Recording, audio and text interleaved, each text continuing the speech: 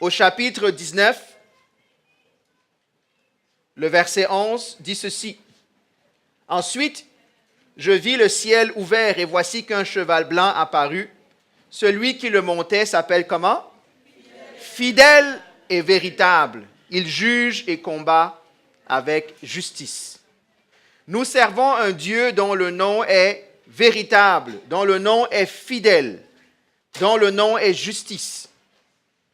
Et j'avais demandé il y a 2 dimanches de souligner ces 3 mots-là. Fidèle, véritable et juste. Et justice.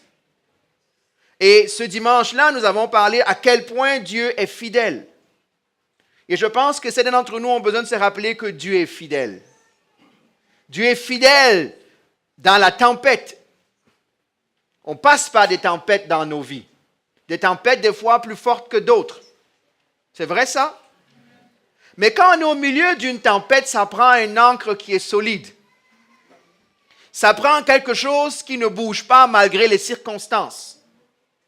Quand les amis, quand la famille, quand le conjoint, quand l'emploi, quand tout ce qui peut se passer, les parents tournent le dos, ça prend quoi? Une ancre solide. Et ce Dieu-là est le Dieu fidèle. C'est le Dieu qui nous permet de passer à travers les bas de la vie. Mais n'oubliez pas à travers les hauts de la vie, parce que gloire à Dieu, il y a des bénédictions. Gloire à Dieu, il y a de bonnes choses qui nous arrivent. Mais à ce moment-là, rappelez-vous que Dieu est fidèle. Amen. Parce que souvent, on oublie. On pense à Dieu quand? Quand ça va mal. Et quand ça va bien, qu'est-ce qu'on fait? On ne fait rien, justement. Hein? Dieu, le sapeur-pompier, il éteint les feux. OK. Moi, j'en ai vu. Pasteur, prie pour moi, je cherche du travail. On prie, il jeûne même 40 jours, 40 ans, là. Dès que le travail arrive, on commence à prier, Seigneur, enlève-lui le travail. Parce que le travail l'a perdu. Ou le mariage l'a perdu. Ou la bénédiction l'a perdu. Amen? Mais c'était juste une blague, je sais que vous êtes. Mais on parle de Dieu qui est fidèle. Dieu est fidèle. Il est véritable et juste. On a vu quand on parlait de justice, je ne veux pas prêcher sur la justice ce matin. Des fois, les choses qui nous arrivent,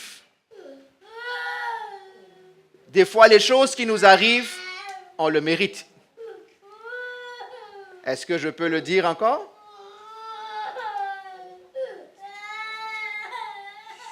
Des fois, lorsque certaines choses nous arrivent, c'est parce qu'on le mérite.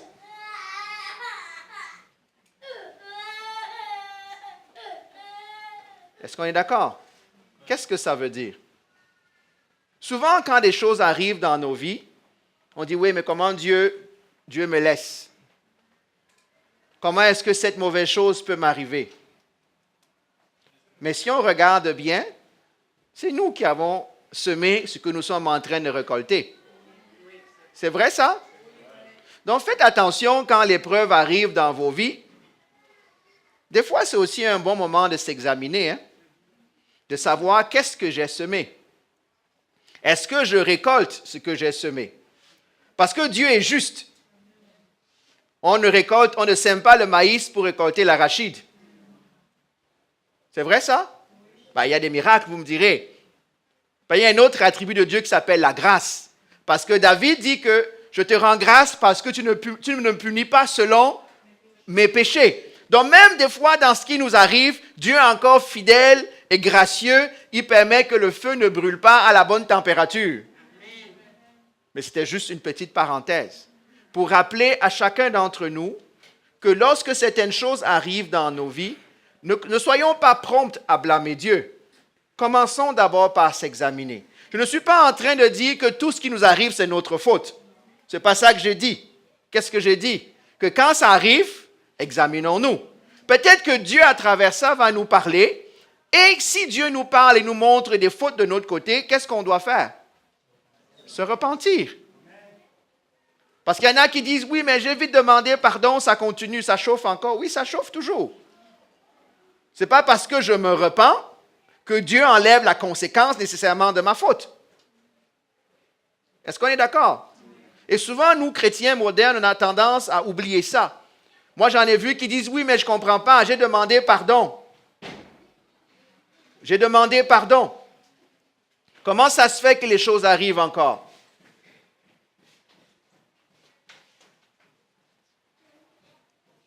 J'ai demandé pardon. Vous avez déjà entendu quelqu'un dire ça? Dans la foi? J'ai demandé pardon, mais j'ai encore les conséquences. Le pardon n'a rien à voir avec la conséquence. Amen? Mais c'était juste peut-être un message pour quelques-uns parmi nous. On a parlé donc dimanche dernier de la fidélité de Dieu. Je rappelle que le chrétien, est-ce qu'il y a des chrétiens dans la salle? Oh, il y en a beaucoup là. C'est vrai, gloire à Dieu. Amen? Mais le chrétien est censé être le miroir de Dieu dans le monde. Le chrétien est censé être le reflet de Dieu. Vous êtes d'accord? Comme la lune reflète la lumière du soleil, parce que la lune, en passant, n'émet pas... Quand vous voyez la lune briller la nuit, ce n'est pas la lune qui émet de la lumière. Vous savez ça? La lune n'émet pas de lumière. Elle ne fait que refléter la lumière. Nous sommes les lunes de Dieu. Nous devons refléter quoi? La gloire de Dieu. Nous devons refléter le caractère de Dieu. Et donc, si Dieu est fidèle, nous devons être comment? Fidèles. La fidélité de Dieu doit transparaître dans notre être afin que nous soyons aussi fidèles. Et là, on a quelques limites, vous et moi. C'est vrai ça? Donc Dieu le savait, comme tous les autres attributs de Dieu, la justice, la grâce, l'amour, on a quelques défaillances. Le miroir a été brisé. Mais ça ne veut pas dire que l'objectif change. Ça ne veut pas dire qu'on s'arrête en chemin en disant, oui, mais pasteur ou Dieu, tu ne comprends pas. Je suis déjà brisé dès le départ. Je suis sorti du ventre de ma mère brisé. Qu'est-ce que je peux y faire? J'en ai vu qui disent, oui, mais moi, je suis comme ça. Moi, je suis comme ci. Et ils acceptent ça comme étant un fait dans leur vie. C'est vrai ça?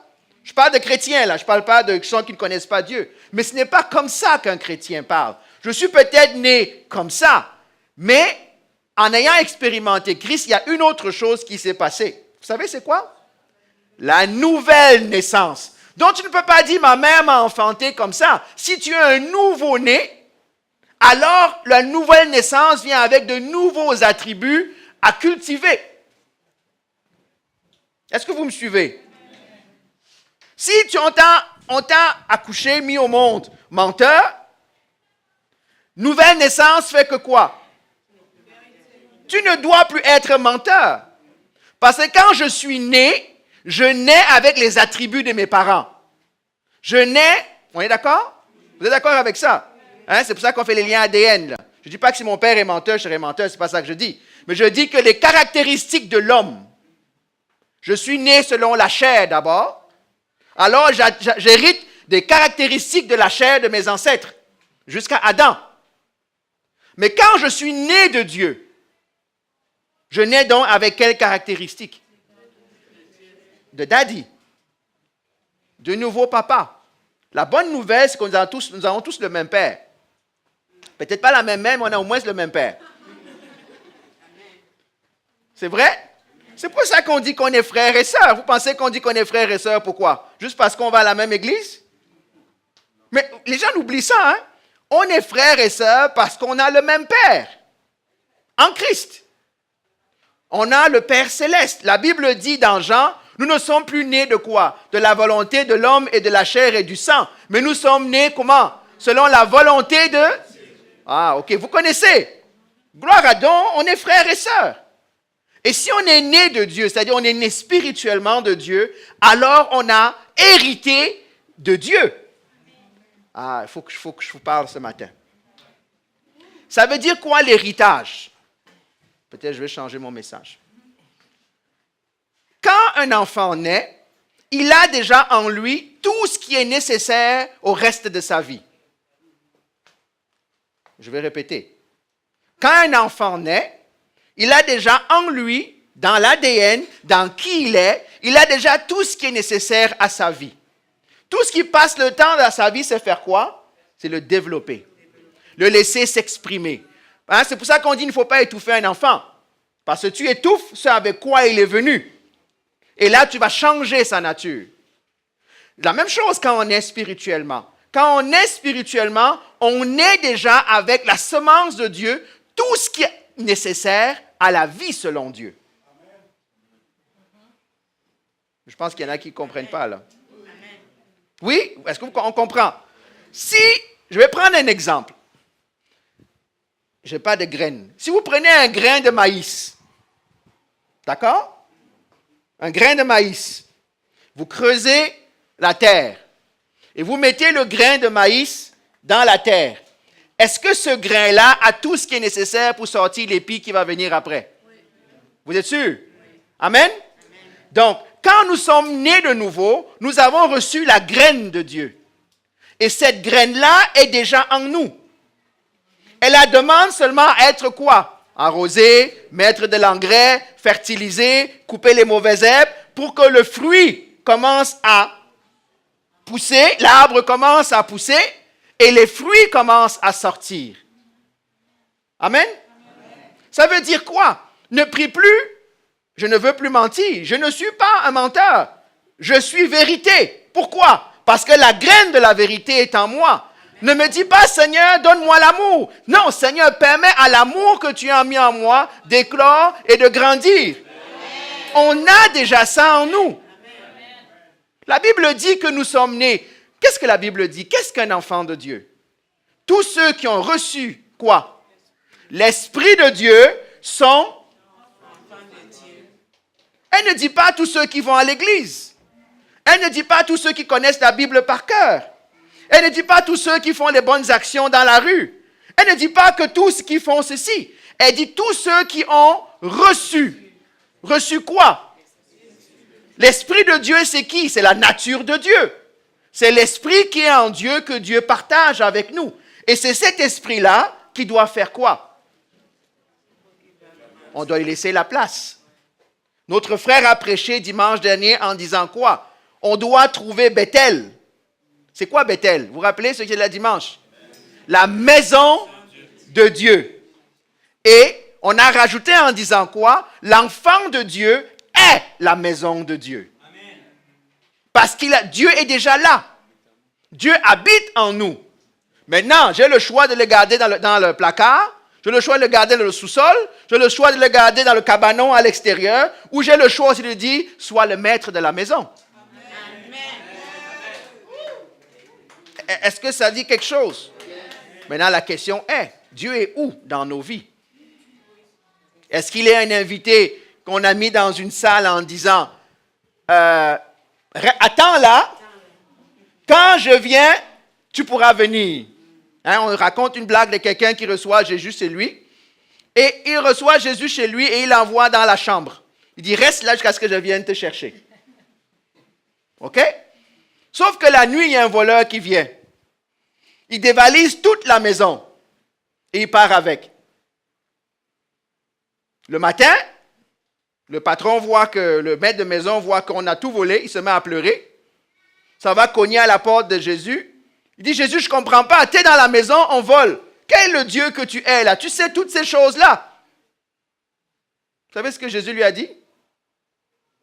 Qu'est-ce qu'il lui a dit? Tu m'as dit de rester là. En passant, c'est la vérité, hein? C'est comme ça qu'on fait avec Dieu.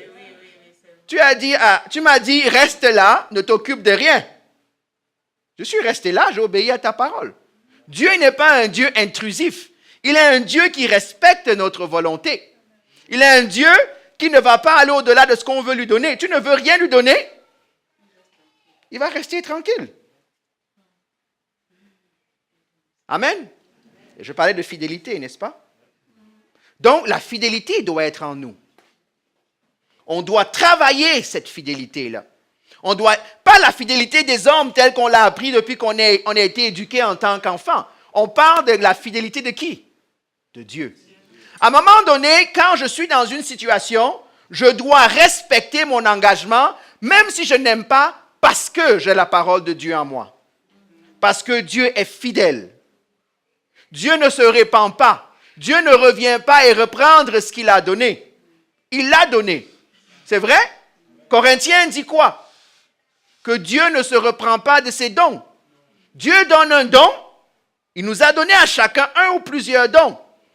Si tu prends ce don-là, tu ne l'utilises pas. Est-ce que Dieu le prend ce don? Il te laisse avec le don. Même si tu prends le don et tu fais du mal avec, Dieu, non, il va trouver le moyen de t'éliminer, mais le don est encore là. Là, je pense que vous n'êtes pas d'accord avec moi. Et vous oubliez ça, là. Donc, ceux qui cherchent trop le don, n'oubliez pas le Dieu qui donne le don. C'est lui qui importe. Amen? Donc, Dieu veut que nous soyons comment? Fidèles. Maintenant, il y a une question dans Proverbe 20, verset 6.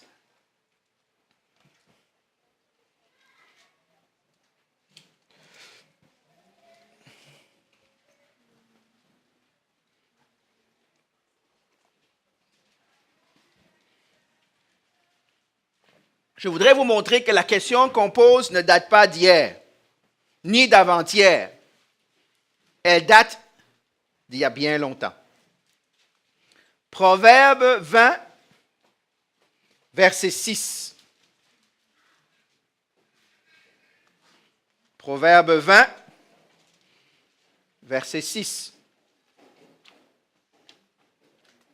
S'il y a quelqu'un qui cherche la page à côté de vous, aidez-le, s'il vous plaît. Où est là?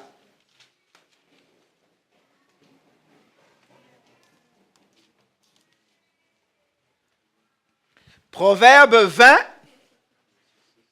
verset 6. S'il y en a qui n'ont pas de Bible, levez la main, on va vous trouver une Bible. En passant, un soldat va à la guerre avec son arme. On est d'accord? S'il y en a qui ont besoin de demander, là. Parce que c'est important en passant, je vous dis, pourquoi je fais ça? Ce n'est pas pour vous singulariser. Vous arrivez à l'église, vous n'avez pas, il y a toujours des Bibles au fond. Après, vous les relaissez là-bas pour d'autres personnes ou amenez votre propre Bible. C'est important que vous lisiez par vous-même. Parce que je peux être devant, je lis quelque chose et je mens. Pourquoi vous riez? Pourquoi vous riez? Pourquoi tu ris, ma sœur? Est-ce que ce n'est pas vrai? La Bible dit que Paul est arrivé dans une ville. Paul a fait quoi? Je parle de Paul, hein? Paul a parlé. Il a parlé. Est-ce que Paul peut parler? Il peut parler, hein? Mais la Bible dit que Paul, on est d'accord? Tu es Paul, hein? On a vu tous les miracles que tu as faits. Mais attends. Et la Bible dit qu'ils sont allés faire quoi? Sonder les Écritures. Ils sont allés faire quoi? Donc, si Paul est capable de prêcher et l'homme sonde les Écritures, à plus forte raison, moi, ou quiconque là dehors. En passant, je vous dis, hein, nous serons jugés pas selon la prédication de quelqu'un, sur la parole que nous aurons acceptée dans notre vie. C'est vrai ça? Nous serons jugés sur la parole que nous aurons acceptée. Vous ne direz pas dit, oui, mais je suis allé à un séminaire et le grand évangéliste de l'époque a dit ceci, et comme il chantait bien, et comme il dansait bien, et tout le monde est tombé, alors je suis d'accord avec lui. Non, mais je vous dis, la fidélité qu'on a envers Dieu doit nous amener à sonder les Écritures, à connaître ce que Dieu dit par nous-mêmes. Donc, si vous avez la Bible, ce n'est pas pour me moquer de vous, c'est juste pour m'assurer que vous suivez. Et c'est comme ça qu'on grandit. Donc, est-ce que vous êtes arrivé au Proverbe 1, verset 6? Est-ce qu'il y a un volontaire qui veut nous lire ça, ou une volontaire à haute voix? Beaucoup de gens proclament leur bonté, mais un autre. Amen. Est-ce que quelqu'un a une traduction différente? Beaucoup de gens font état de leur bonté, mais où trouver un homme sincère? OK. Est-ce qu'il y a une autre version? Non? Ça résume ce qu'on a comme version? Fabrice, tu veux que je t'appelle? OK. Qu'est-ce que tu as comme version? Beaucoup de gens se proclament fidèles. Un homme sûr qui le trouvera. Ah. Merci Fabrice. Tu vois que tu as enrichi le débat. Et merci Patricia de... hein.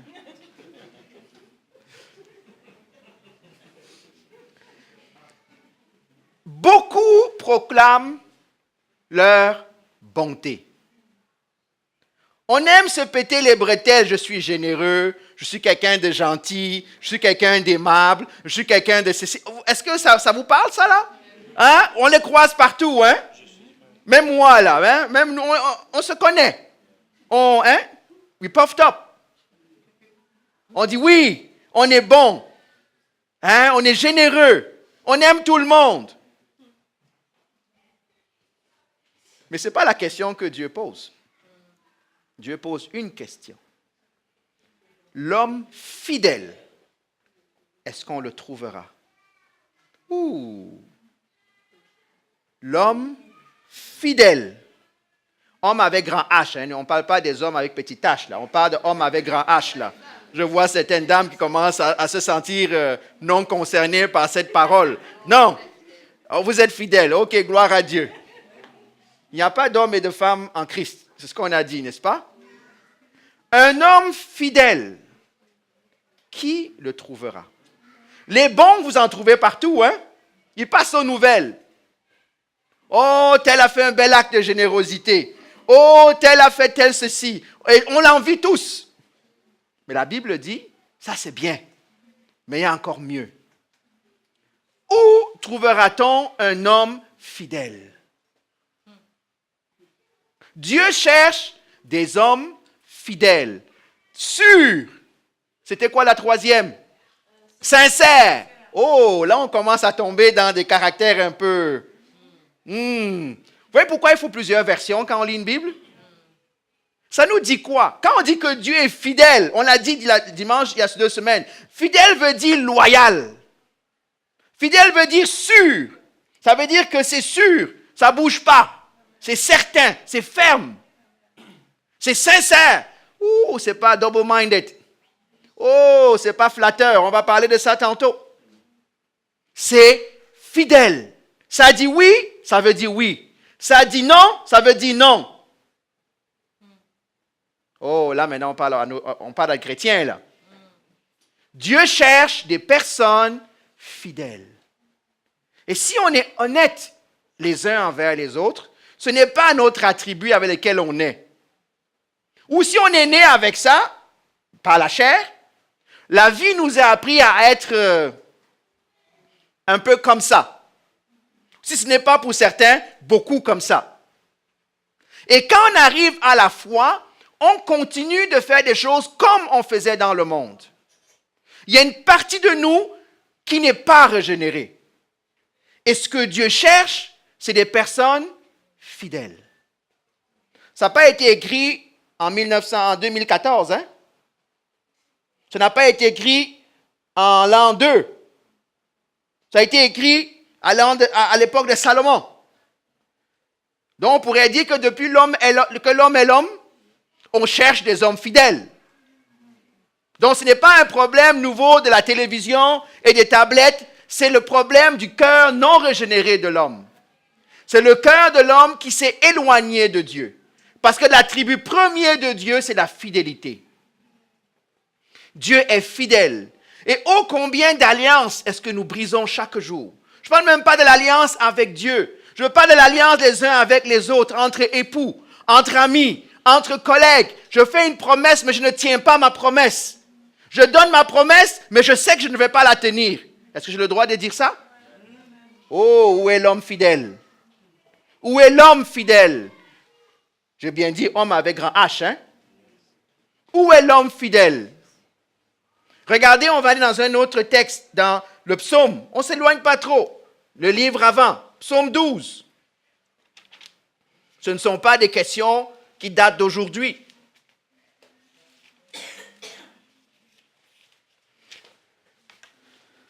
Moi, je crois que Dieu nous a appelés.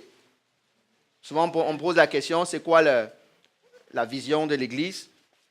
Je ne suis pas sûr que ce soit une vision, mais je pense que c'est une réalité pour chacun d'entre nous. Être fidèle. Dieu appelle l'Église à faire quoi? À bâtir, aller et faire de toutes les nations quoi? C'est tout ce qu'on a besoin de faire.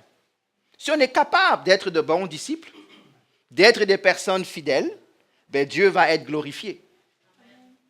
Le reste vient après. Le reste est important. Mais ça commence d'abord par la mission première. La mission première du chrétien. Ta mission première pour ta vie, c'est être quelqu'un qui va être à l'image de Dieu. Vous voulez que je répète? Souvent, les gens me posent des questions. Ah, ça fait 2 semaines, je suis dans la foi, ça fait 3 ans. Oui, mais pasteur, prie pour moi, je veux savoir c'est quoi mon appel. Ah, c'est quoi mon ministère? Ah, vous connaissez cette question-là? Vous la connaissez? Hein? On prend, oui, mais pasteur, regarde, dans Romains 8, dans 1 Corinthiens 12, il y a une liste de choses. Je veux que tu ailles me dire dans la liste, moi, je suis qui là-dedans? Comme ça, je m'en vais déjà à l'école, à l'université, prendre le cours de prédication, prendre le cours de je ne sais pas quoi. Non, ce n'est pas ça que Dieu cherche en premier. Moi, je vous le dis. Dieu cherche en premier le cœur fidèle. Dieu cherche en premier le cœur sincère. Dieu cherche en premier le cœur de service. Moi, je vous dis, quand vous avez le cœur de servir, quel que soit après ce que Dieu vous demande de faire, c'est plus important. Est-ce que vous êtes d'accord avec moi?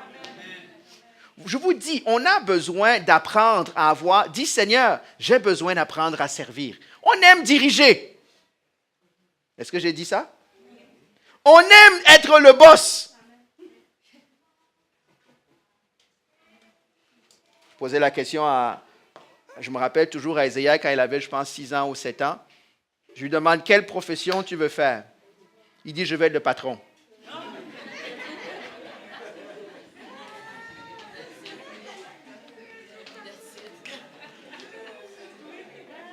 Il dit, je vais être le patron. Je dis, OK. Je pense qu'il y en a qui pensent encore comme ça. Je vais être le patron. Après, il me demande, est-ce que ça prend beaucoup d'argent pour être le patron? Je dis, ça, c'est autre chose encore. Je vous dis, Dieu cherche d'abord et avant tout des hommes et des femmes fidèles. Des hommes et des femmes qui ont le cœur de service. Rappelez-vous, on a vu que fidèle veut dire quoi? Loyal, sincère, sûr. Je vous dis, et je le dis ceux qui me connaissent depuis, à choisir entre le ministère et le caractère, choisissez d'abord le caractère. Dieu doit d'abord travailler nos caractères. Parce que, moi je suis coach de soccer, et quand ça va mal, quand le match va mal, je cherche un joueur sur qui je peux compter, que je mets sur le terrain. Vous êtes d'accord avec moi? Et des fois, tu regardes sur le banc de touche, il n'y a personne. Il n'y a personne. La Bible dit que Dieu fait quoi? Il parcourt la terre. Et qu'est-ce qu'il cherche? Il cherche un homme fidèle. Accepterions-nous d'être fidèles par rapport à Dieu? C'est facile de dire en passant qu'on est fidèle à Dieu, hein? Parce que personne ne peut vérifier ça si ce n'est toi et Dieu. Mais je vous rappelle que la fidélité par rapport à Dieu passe par la fidélité les uns envers les autres. Je vais le redire. Si tu ne sais pas être fidèle avec ton frère que tu vois, comment peux-tu être fidèle avec le Dieu que tu ne vois pas? Si tu dis que tu aimes Dieu que tu ne vois pas, et que tu n'aimes pas le frère que tu vois, la Bible dit quoi? OK. C'est toujours facile de prêcher à la chorale. Preaching to the choir. Vous avez trouvé psaume 12? OK. Ça, c'est David qui a écrit le psaume 12. Oh. Sauve-nous. Je suis dans la seconde 21. Éternel, car quoi? Il n'y a plus d'hommes loyaux. Il n'y a plus d'hommes fidèles. Pensez, hein, le roi qui cherche un homme fidèle. Quelqu'un sur qui il peut compter et dormir. Sans qu'on lui mette un couteau Dans le dos. Vous voulez être boss? Tout le monde veut votre place. Vous savez ça? Vous savez ça? Vous êtes boss? Tout le monde veut votre place. Et en passant, être boss, là, c'est une place où on est seul. Hein? C'est une place pleine de solitude. Plein de solitude. Vous allez en entrevue. On te pose, où est-ce que tu te vois dans 5 ans? Tu as envie de lui dire, à ta place. C'est pas vrai? Non, dites-le. À ta place. Et il va te dire, moi, je serai où? Ça, c'est ton problème.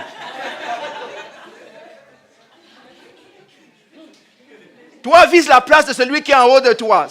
Occupe-toi. Mais c'est ta place que je veux. Moi, je trouve que c'est une question en entrevue. Je ne comprends pas pourquoi on la pose. On veut juste savoir si tu es honnête en réalité. Où est-ce que je te vois dans 5 ans? Je vais me débrouiller. Je serai là encore. Non. Je veux ta place. C'est pas vrai? Quand c'est le chef d'équipe qui vient t'interroger, tu veux grandir comment? C'est pas en étant chef? Ou bien le boss de ton boss dans 5 ans? Tu seras peut-être encore là, mais moi, j'aurai 3 couches au-dessus. Ah, OK. Prospérité et salut? OK. Mais je rappelle que quand Achille dit prospérité, ce n'est pas l'argent qu'on met dans nos poches, là. Hein? On est d'accord? Parce que vous aimez ça. Sauve-nous, Éternel, car il n'y a plus d'hommes loyaux. Est-ce qu'il y a des responsables de département dans la salle? Je pense qu'il y en a. Hein? Hein? Qu'est-ce que vous cherchez en premier quand vous êtes responsable d'une équipe? Quand on vous nomme boss au travail, qu'est-ce que vous cherchez en premier? Les bonnes personnes, comme on dirait au Québec, travaillantes, sur qui on peut compter. Les personnes de confiance. Que tu ne vas pas lui dire A, il dit OK, chef, j'ai entendu A. Et dès qu'il sort, il dit le chef a dit B. Parce que lui, il voulait B. Oh, est-ce que j'ai le droit de dire ça? Apprendre à servir, c'est apprendre à obéir à un ordre pour lequel on n'est pas d'accord. Oh. Oh. Il faut qu'on fasse un cours sur le leadership ici, là. Si vous ne savez pas obéir, vous ne serez jamais capable de leader. Si vous n'êtes pas capable de suivre quelqu'un, vous ne serez jamais capable d'amener les gens à vous suivre. Si ce n'est pas la contrainte et pas la force. Mettre un couteau et dire à quelqu'un, fais ça sinon je te renvoie, il ne te suit pas parce qu'il a peur, parce qu'il veut travailler. Il ne te suit pas. Il suit sa paye. On est d'accord? Je m'adresse, en passant, ce que je dis, c'est vrai, pas seulement à l'église, c'est vrai au travail. Vous devez apprendre à suivre, même les ordres pour lesquels vous n'êtes pas d'accord, et travailler pour le succès de cette idée-là. Oh! Oh! Est-ce que je suis clair? Voici ce que je me rappelle à l'époque, on regardait, on allait à les conférences de leadership. Je pense que Debbie allait aussi à... Je me rappelle toujours de la conférence de, comment il s'appelle? Colin Powell. Vous connaissez Colin Powell? Ça vous dit quelque chose? OK, général, secrétaire d'État. Colin Powell dit ceci. Il dit, chaque matin, je fais la réunion avec mon équipe. Pendant cette réunion, il n'y a pas de grade, il n'y a pas de généraux, il n'y a pas de capitaine, il n'y a pas de commandant. Tout le monde doit donner ses idées. Parler librement. Mais à la fin de la réunion, quand une décision est prise, je m'attends à ce que tout le monde s'aligne sur cette décision-là. Oh. Est-ce que vous voulez que je répète? Qui fait des réunions, des fois le matin, les réunions d'équipe au travail? Vous en faites tous, hein? Hein? Dites-moi un peu, quand vous n'êtes pas d'accord avec l'idée qui a été retenue, vous réagissez comment? Souvent, tu boudes. Non, il faut qu'on se dise la vérité, là. Merci, Cyril. Au moins un. Non, je ne dis pas qu'on... Je dis comment on boude, on le fait, mais on fait. OK, c'est correct, mais on va enlever le boudé, mais on fait. Ah, continue. Parce qu'il est en train de dire la vérité, là. Continue, Cyril. C'est pas moi qui prêche, c'est lui qui prêche ce matin, là. On a dit oui au boss, on est sorti, on essaie de faire ce que le boss ne veut pas. Après, on s'en va dire à tout le monde, ah, il m'écoute jamais. Ah, on ne retient jamais. Mais peut-être tes idées sont jamais bonnes aussi. C'est pas vrai? On est à l'église, hein? Vous pensez qu'on veut être fidèle et loyal seulement à l'église? On est fidèle et loyal partout où on va, parce qu'on représente Dieu. C'est vrai? On veut être fidèle partout où on va. Ah, mais je sais aussi, il n'est pas allé jusqu'au bout. Mais souvent, qu'est-ce qui arrive? Quand l'idée qu'on a retenue ne marche pas. Et que nous... Ah, on est content. Merci, Cyril. Et surtout, si ça tourne comme moi j'avais suggéré de faire, qu'est-ce que je vais dire? Je vous avais dit. Je vous avais dit. Vous êtes tous des bandes minables. La prochaine fois, ne parlez plus aux autres, venez me demander à moi directement et on sait déjà ce qu'on a à faire. Je sais, vous êtes meilleur que Cyril.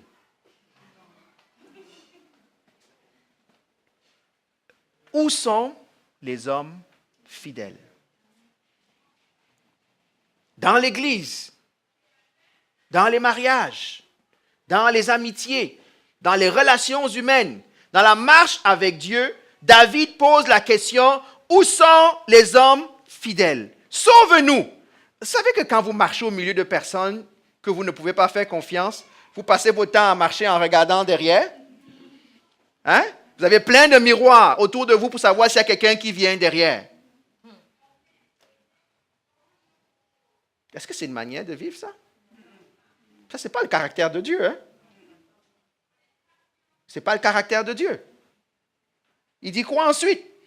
Les fidèles disparaissent du milieu des hommes. Ça devient une denrée rare.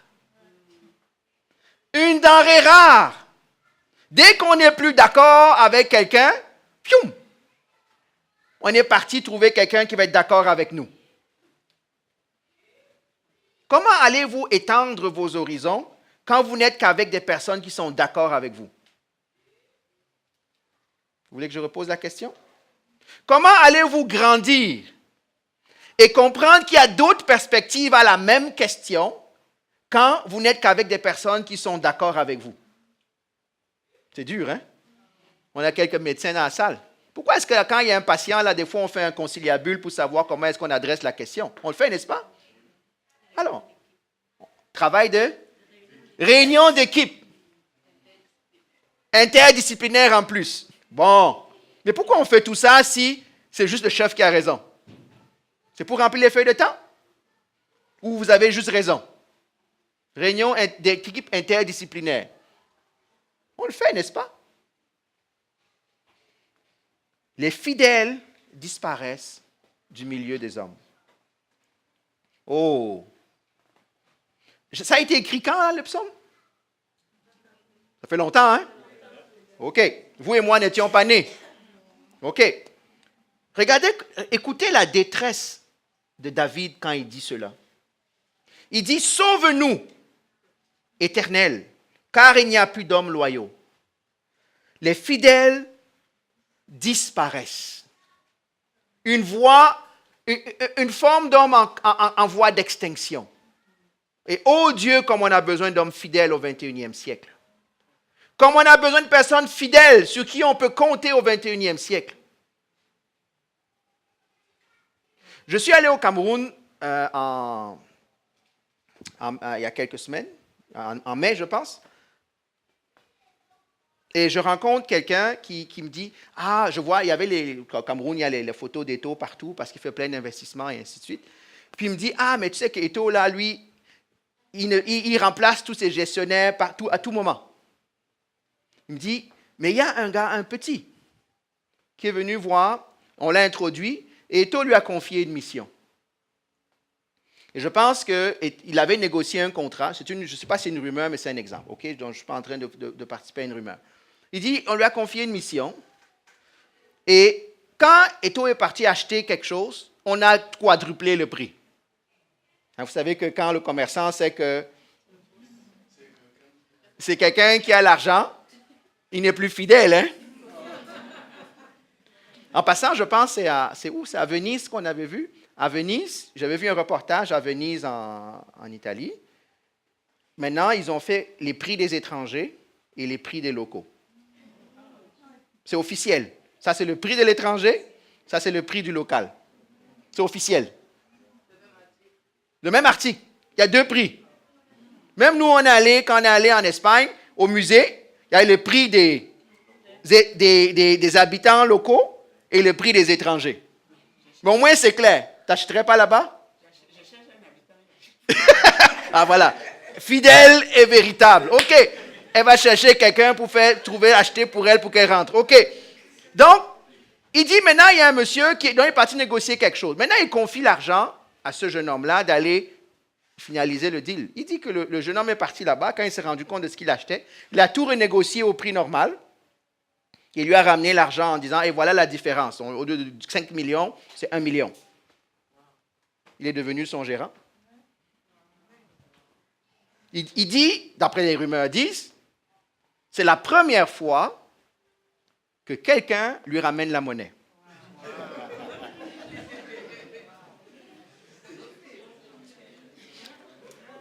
Je sais. Moi, quand on était petit, quand nos parents nous envoyaient acheter quelque chose, hein?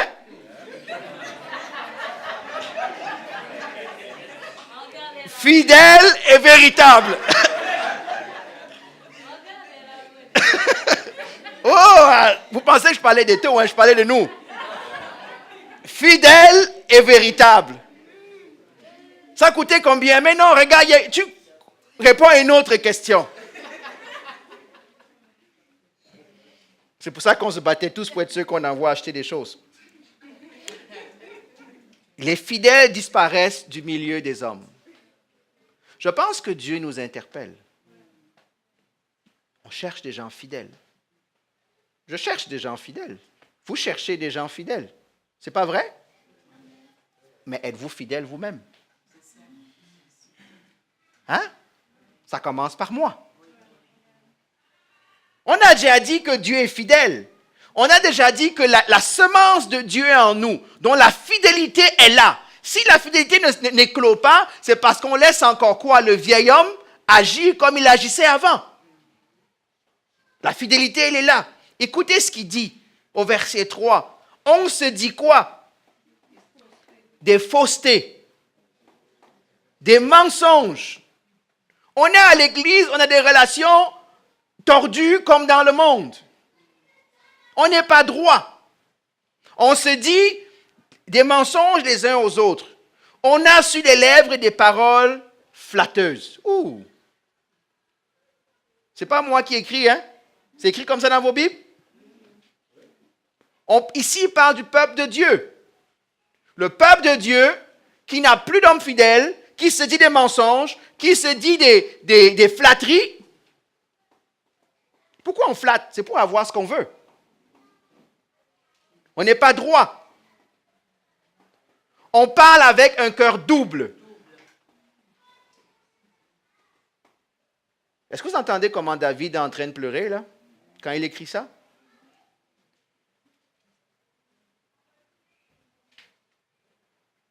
Voici sa prière. Elle est dangereuse. Que l'Éternel extermine toutes les lèvres flatteuses, la langue qui parle avec arrogance. Verset 5. Il y en a qui pensent comme ça, là. Comme quand on était petit, on était des tchatchers, comme ils disent au Cameroun. On conjugue le verbe. Il y en a ceux qui disent, nous sommes forts par notre langue. Nous avons nos lèvres avec nous. Qui pourrait devenir notre maître? Moi, je parle, même un avocat, c'était. Il y en a qui sont comme ça. La facilité à ne pas dire la vérité. À ne pas dire toute la vérité. À être double, à être faux.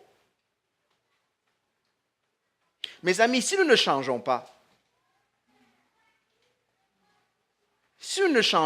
à quoi ça sert d'aller évangéliser? et d'amener les gens à l'Église. Si nous ne sommes pas capables de montrer qu'il y a une autre manière d'être, de vivre, de percevoir les choses, d'agir.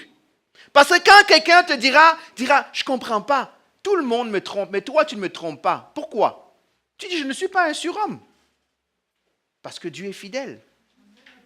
Parce que moi, le Dieu que je veux te présenter, il est fidèle. Regarde ce qu'il fait dans ma vie. Eugene May a dit quoi quand il a prêché ici? Notre témoignage. Notre témoignage n'est pas la récitation de la Bible.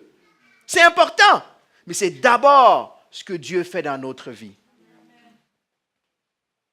Être sincère. Être vrai. Être véritable. Rappelez-vous les noms là-bas. Hein? Il était quoi? Véritable, fidèle et juste.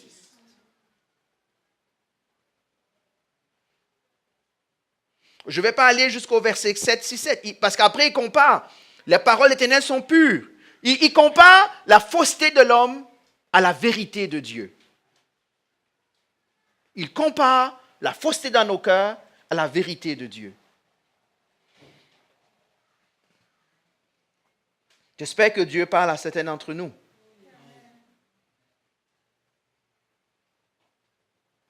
On doit être fidèle. Je vais prendre un dernier texte, après ça je vais conclure. C'était juste une courte exhortation. Le Matthieu 23, 43.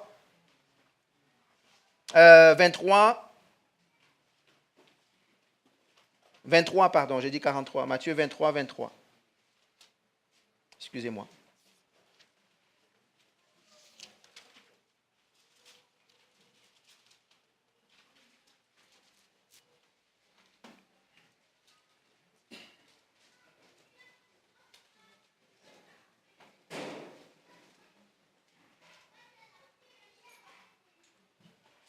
Est-ce qu'on y est? Matthieu 23, 23. Qu'est-ce qu'il dit? Malheur à vous, spécialistes de la loi et pharisiens hypocrites, parce que vous versez la dîme de la menthe, de l'âneth et du cumin, et que vous laissez ce qu'il y a de plus important dans la loi. OK, maintenant on va commencer à prêcher. Qu'est-ce qui est de plus important dans la loi? Oh, justice comme qui? Comme Christ. Son nom est comment?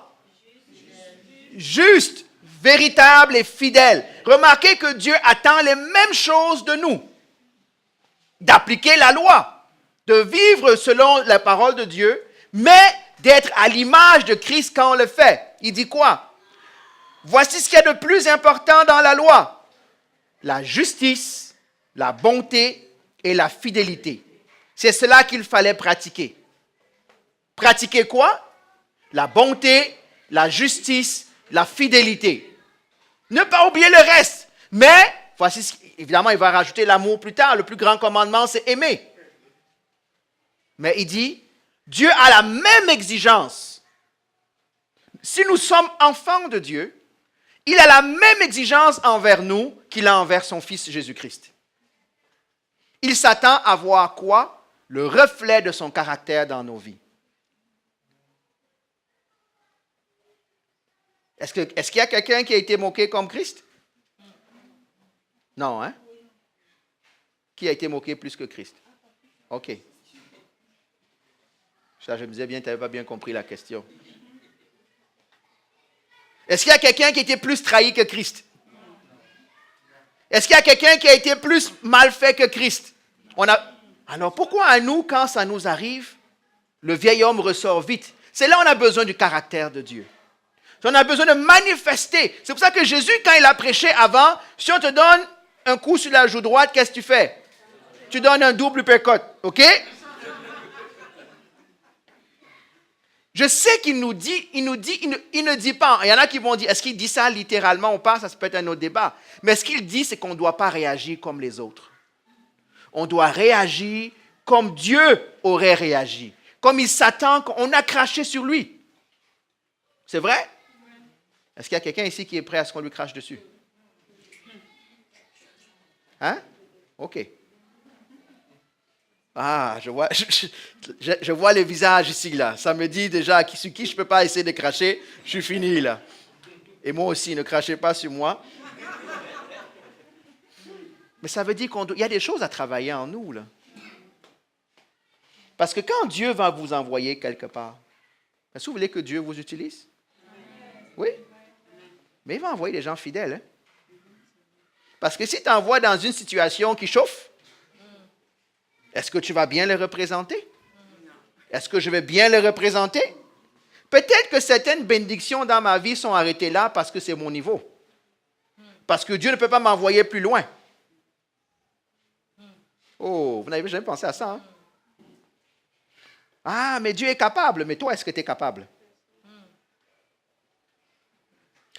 Oh, j'avais une image dans la tête. Vous savez, quand il y a certaines casseroles, quand vous mettez sur le feu, la casserole brûle avant que la nourriture cuise, hein?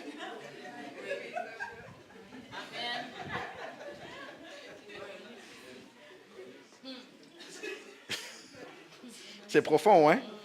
OK.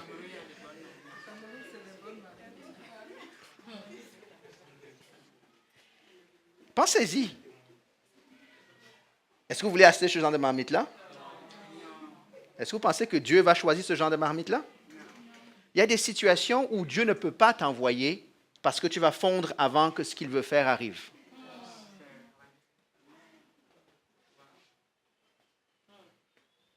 J'écoutais, Patricia m'a été à une conférence il y a plusieurs années. Comment il s'appelle? Shavda. Il a écrit beaucoup de livres sur le jeûne et la prière. Maëv Shavda. Je suis allé l'écouter live. Ce n'était pas un club privé non plus. Il dit, si vous l'avez vu, moi je me rappelle, c'est quelqu'un de fort. OK? Voici son témoignage, avant qu'il apprenne à jeûner et prier. Il dit, c'était déjà un prédicateur qui avait un ministère puissant. Mais il criait à Dieu tout le temps. Il dit, Seigneur, je ne comprends pas, tu ne m'utilises pas plus que tu peux m'utiliser. Il dit, je ne comprends pas. Je prêche, je fais ceci, j'aimerais pouvoir prier pour des gens toute la nuit, j'aimerais faire tout ce que les autres hommes de Dieu font. Vous savez ce que Dieu lui a dit? Et c'est son témoignage. Dieu lui a dit, si je te permets de faire ça, tu vas mourir. Que si je te permets de faire ça, dans la condition dans laquelle tu es présentement, tu vas mourir. Oh! La casserole qui veut cuire la viande d'éléphant, mais qui n'est pas capable de cuire la viande de poulet. Il lui a dit, et c'est son témoignage, c'était là, non, Patricia? Il lui a dit, c'est ce que Dieu lui a dit, que je ne peux pas t'utiliser comme tu veux parce que tu vas mourir. Tu n'es pas en forme physiquement. Tu as des problèmes de cœur. Ton hygiène de vie, il dit, voici ce qu'il dit, hein? Ton hygiène de vie n'est pas bonne. Oh! Ah! Tu n'arrives pas à courir 2 minutes. Tu es à bout de souffle. Et tu veux prier et chasser des démons. Ce n'est pas l'esprit en toi qui va lâcher le premier. C'est ton corps qui va lâcher le premier. Oh! Ah oui, mais Dieu est capable, hein? Non, non, nous aussi. Tout ça rentre dans la fidélité, hein? Est-ce que je me prépare fidèlement pour le combat qui s'en vient? Amen. Amen. Ou je compte seulement sur la grâce de Dieu de dire que, OK, Dieu va être capable. Dieu est capable. Est-ce que quelqu'un doute ici que Dieu est capable? Non. La limite, c'est nous, hein? La limite, c'est nous. Il lui a dit, tu n'es même pas capable de prier tout seul pendant 30 minutes. Et tu vas aller prier pour des personnes toute la nuit. Vous avez déjà prié pour quelqu'un toute la nuit? Je l'ai déjà fait. Tu rentres, tu dors pendant 2 jours. Parce que ton corps est fini. Tu as mal aux articulations, tu as mal à ceci, tu as mal à cela. C'est vrai? Ceux qui l'ont déjà fait? Hein? Ceux qui travaillent là, les médecins, tu fais une opération sur la table pendant 8 heures de suite là. Est-ce que c'est ta science qui t'abandonne ou c'est ta main qui commence à trembler parce qu'il n'y a plus de force dans la main? Amen. On dit non, un patient repart. Il faut que j'aille moi-même me reposer avant de revenir. Le patient te dit, mais tu ne me laisses pas ouvert. Dieu ne laissera pas un patient ouvert sur la table parce que tu ne suis pas. Dieu va envoyer le patient ailleurs. Il cherche des hommes fidèles. J'espère que Dieu parle à certains parmi nous. Et ce n'est pas une accusation, c'est un message positif. À aller plus loin. Mais à comprendre qu'est-ce que Dieu cherche. Dieu veut qu'on connaisse la parole de Dieu. Dieu veut qu'on connaisse, qu'on vive dans la prière. Dieu veut qu'on travaille, qu'on le laisse travailler notre caractère. Fidèle, véritable et juste. On doit être fidèle dans notre relation avec le Père. Fidèle. Dieu dit, malheur à celui qui n'accomplit pas les promesses qu'il me fait. La Bible dit, avant de faire une promesse à Dieu, assure-toi de pouvoir l'accomplir. C'est vrai ça? Vous connaissez ce texte? Tu ne le fais pas, tu es infidèle. Il y a une chose que nous devons comprendre. La chose la plus importante, une des choses les plus importantes, c'est la parole de Dieu. La Bible dit que Dieu fait quoi avec sa parole? Il veille sur sa parole pour l'accomplir. C'est pour ça que la Bible dit que Dieu ne parle pas en vain. Quand il parle, il agit. Mais nous sommes comme Psaume 12. On parle, on n'agit pas. On parle, mais on a un cœur double. On parle, mais on a des mensonges. On parle, mais on a des faussetés dans le cœur. C'est pour ça que Dieu, la Bible dit que votre oui soit oui, que votre non soit non. Tout ce que tu rajoutes au-dessus, c'est quoi? Ah. Il y en a qui doivent apprendre à couper le vocabulaire. Des phrases de 42 pages, là. Des fois, la personne te parle, tu dis, OK, est-ce que tu peux recommencer parce que je ne suis pas sûr de quoi tu me parles. La noyer plein de choses dans toute l'histoire. Mais il n'est pas capable de te dire, non, je ne sais pas faire ce que tu me demandes. Non, oui, j'ai menti. Oui, mais ce jour-là, il pleuvait, après la pluie, je suis tombé. Après... Non, ce n'est pas ça la question. As-tu menti? As-tu fait ça? On n'est pas capable. Est-ce que je parle à quelques personnes? Parce qu'on a le cœur faux, hein? Si vous ne réalisez pas, c'est parce qu'on a le cœur faux. On cherche à... On cherche ça. Dis oui. Ah, tu as juste peur quand tu es menteur alors. Non, non. Mais dis, ça finit là. On commence. Oh Dieu, on a du travail à faire. Hein? Fidèle dans notre relation avec Dieu. Fidèle dans notre marche avec Christ. Est-ce qu'on a dit oui, je t'aime tant? Hein?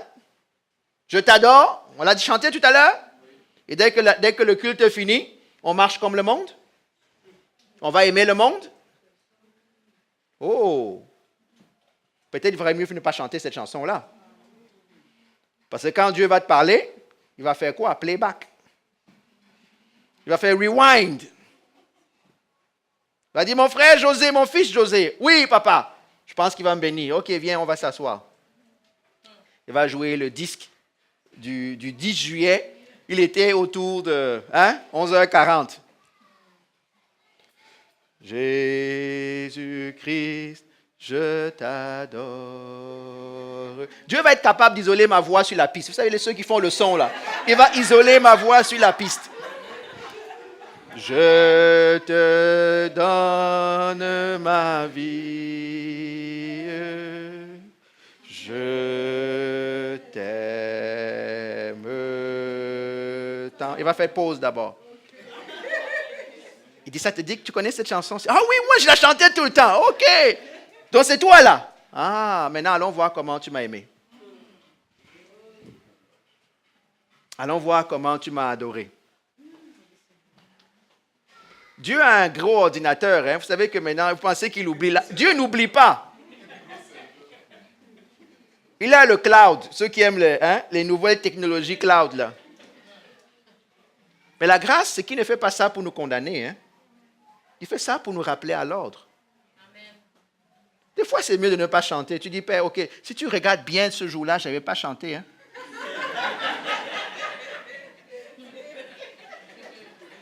Parce que si tu parles du 12 juillet, je n'avais pas chanté ce jour-là. Est-ce que tu as la bonne date sur ton enregistrement?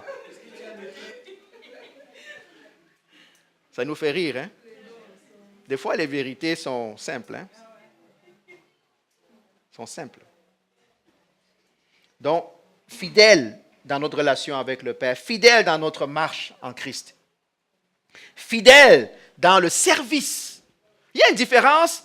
Quand on est en Christ, il y a trois choses, hein? Ma relation avec le Père, ma marche avec lui, mon service envers lui. C'est des choses différentes. Ça fait complète ma relation. Est-ce que tu es le genre de serviteur qu'on doit appeler tous les matins, savoir t'es rendu où? On avait dit qu'on se retrouvait à 10 heures. Il est 10h42. Tu n'es pas encore là. Oh. Est-ce que j'ai le droit de dire ça? Oh. C'est la fidélité, ça, hein? Dieu t'a dit, va prier pour tel. Mais Seigneur, le Portugal joue contre la France tout à l'heure, tu ne comprends pas. Seigneur, même toi, tu vas être branché ce jour-là. Là. Pourquoi tu délègues sur moi? Laisse-moi aller regarder le match aussi. Le Cameroun joue en finale, hein? La Côte d'Ivoire. Peut-être même c'est le dernier match de Drogba, il faut qu'on soit là, on va. Est-ce qu'on est fidèle dans notre service? Remarquez comment Jésus félicite ses serviteurs. Qu'est-ce qu'il dit? Bon. Bon. Bon. Donc, il ne faut pas seulement être bon. Il faut être fidèle. La Bible dit, heureux le serviteur que Dieu trouvera à son poste quand il va revenir. Bon et fidèle. Le serviteur infidèle va commencer à maltraiter les autres, va commencer à boire du vin et ne sera pas prêt pour son maître. C'est ce qu'il dit, hein? Ce n'est pas moi. Bon et fidèle serviteur. Vous vous engagez à faire quelque chose, veillez sur votre parole. À l'église, hors de l'église, au travail, à la maison, nous devons être des personnes de parole. Parce que notre Père est quelqu'un de parole. Fidèle. En passant, ça arrive qu'on ne puisse pas faire. Si je me suis engagé à rencontrer le frère Franz, c'est ça? Et que je ne peux pas, la fidélité dit quoi? Je l'appelle. Je dis, mon frère, je suis désolé, j'ai vraiment un empêchement. Est-ce qu'on peut replanifier? Pas à cause du match de la France, on est d'accord? Ça, ce n'est pas une bonne excuse, même si ce n'est pas ce qu'on va lui dire. Je n'étais pas prêt. Je ne pensais pas que la France allait arriver en finale, donc j'avais déjà... Mais non, c'est un match important. Hein, le Portugal, on ne s'attendait pas. Hein, Mario? Après le premier match, là, on pensait qu'il sortait. Mais là, Mario ne l'appelait pas à 15 heures. Hein, il ne va pas répondre au téléphone. OK? Mais souvent, qu'est-ce qu'on fait? France, je ne l'appelle pas. France, il vient, il attend. Il attend. 15 minutes. 30 minutes. Il m'appelle. Mais tu es où? Ah! J'avais oublié de t'appeler. Tu es où, menteur? Tu avais juste peur de lui dire que tu ne pourras pas être là pour qu'il réagisse d'une certaine manière que tu ne veux pas. Tu as attendu 5 minutes avant la rencontre. Il est déjà à 3/4 du chemin pour lui dire que je ne peux pas être là. Tu le sais depuis 2 jours que tu ne seras pas là. Pourquoi tu n'appelles pas? C'est méchant? Oui, c'est méchant. Mais pourquoi on le fait alors? Bon et fidèle. On doit être fidèle à nos engagements. Donc, fidèle à notre service, fidèle à nos relations les uns envers les autres. Dans l'église, dans le mariage, dans l'amitié, au travail, à l'école. Combien? Ne pas être seulement celui qui flatte. Être sincère. J'ai fini.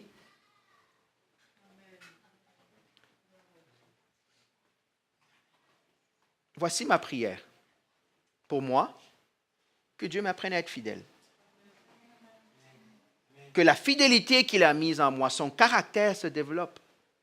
J'espère que c'est aussi votre prière. Si ce n'était pas avant aujourd'hui, j'espère que ça va le devenir. Seigneur, apprends-moi à être un homme et une femme droite. Je dois être droit, Seigneur. Je dois être intègre, je dois être sincère, je dois être sûr Que si je donne ma parole à quelqu'un, je vais le faire. La Bible dit que quand tu fais une promesse à quelqu'un, même si après tu te rends compte que c'est à ton désavantage, fais-le quand même. C'est ce qu'il a dit, la parole, n'est-ce pas? On parle la même parole, hein? Donc, des fois, tu fais une promesse.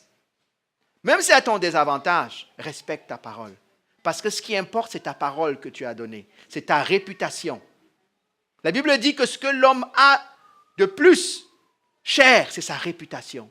Quelle est ta réputation? Es-tu fidèle? Es-tu sincère? Es-tu juste? Es-tu véritable? Le suis-je? En sachant que nous sommes tous imparfaits. Hein? Donc, s'il vous plaît, voici ce que je n'ai pas dit. Ce que je n'ai pas dit, c'est qu'on ne peut jamais avoir fait des erreurs. Ce que je n'ai pas dit, c'est que si quelqu'un manque à sa parole envers toi, ne prends pas la prédication du 10 pour lui taper dessus sur la tête. Parce que Dieu aussi fait grâce. On est d'accord?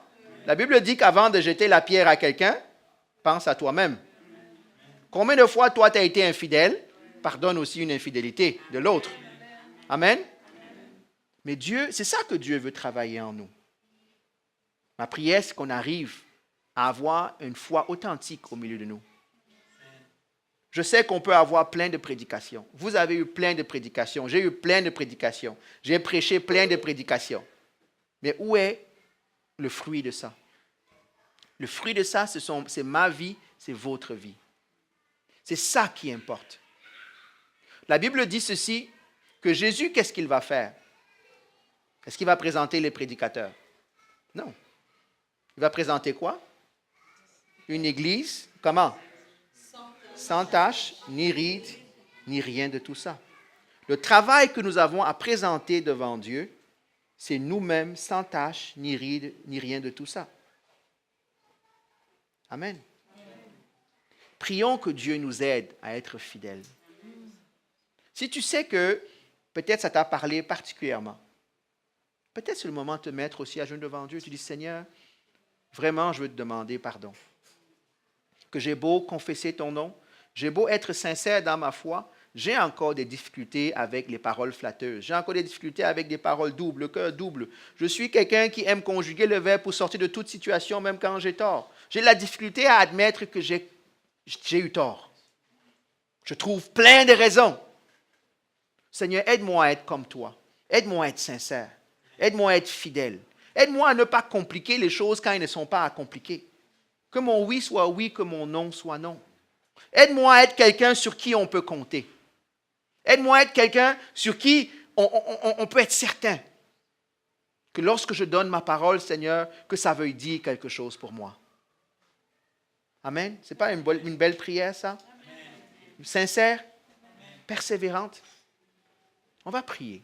S'il y en a qui veulent se mettre à genoux, qui veulent venir devant, ou qui veulent même que je prie pour eux, c'est votre choix. Mais je pense que Dieu parle à chacun d'entre nous dans toutes ces choses-là. On a tous des choses à couvrir et à se tenir devant Dieu. Père, nous voulons venir devant ton trône. Tu es le Dieu fidèle. Tu es réellement le Dieu fidèle. Mais Seigneur, des fois, lorsque je sonde mon cœur, lorsque nous sondons nos cœurs, on ressemble des fois plus au psaume 12, Père. Des paroles flatteuses, des cœurs doubles.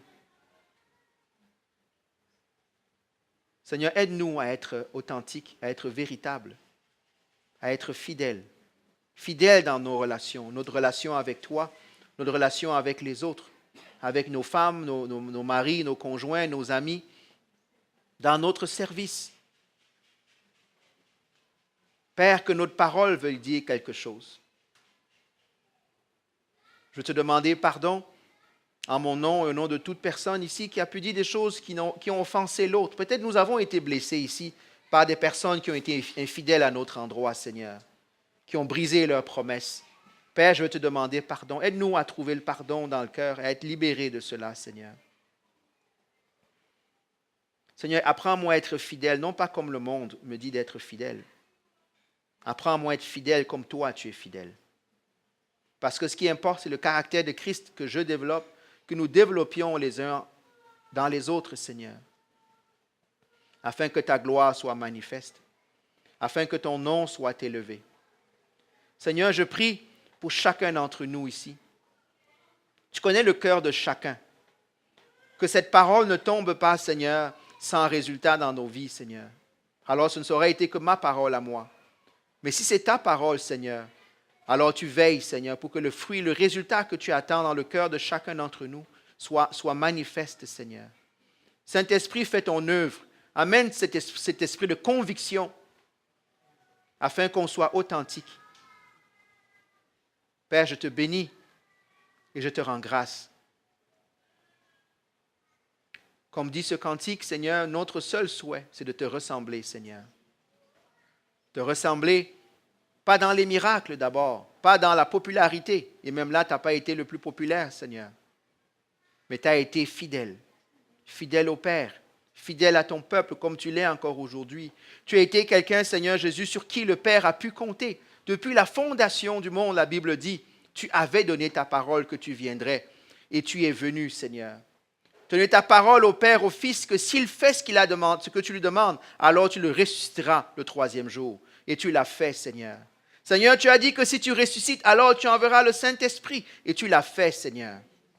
Père, que nous soyons des personnes, des hommes, une église de parole, Seigneur. Père, je prie que ton caractère se forme en nous. Cette fidélité, cette justice, cette authenticité, Seigneur. Et que le monde voit à travers cela qu'il y a un Dieu qui règne, qu'il y a un Dieu qui est là, fidèle, qui n'abandonne pas, qui veille sur sa parole pour l'accomplir, Seigneur. Touche nos cœurs, nous te prions. Touche nos vies, nous t'exhortons, Seigneur. Père, nous voudrions répondre comme Ésaïe. Lorsque tu poseras la question, où trouverai-je un homme fidèle? Que tu puisses répondre comme Job à Satan lorsque tu lui as dit, as-tu vu mon serviteur Job? Fidèle. Et il a été jusqu'au bout, Seigneur. Oui, il était pécheur, mais donne-nous de nous inspirer de ces héros que tu mets devant nous dans la parole et que nos vies changent, Père. Les circonstances, on en aura toujours défavorables, Seigneur. Il y aura toujours des pressions, des tempêtes. Mais aide-nous à être des personnes fidèles. Pas par notre force, mais par Christ qui vit en nous. Par son esprit qui vit en nous. Par la fidélité du Père. Parce que nous sommes maintenant enfants de Dieu. Fils et filles de la fidélité. Père, je te bénis et je te rends grâce. Sois exalté, mon Dieu, et sois glorifié. Dans le nom de Jésus, amen. Alléluia.